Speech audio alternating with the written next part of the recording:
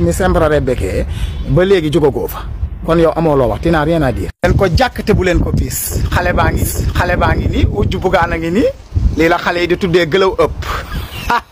lii mooy gëlaw ëpp Sëriñ Tuuba xale baa ngi nii bugaan yow ki ngay wujjel léegi ki mooy sa wujj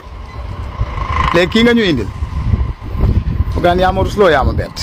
amoo gàcce ak Sëriñ Tuuba Mbàkke yow amoo kenn koy wujjel ku dul jabaru président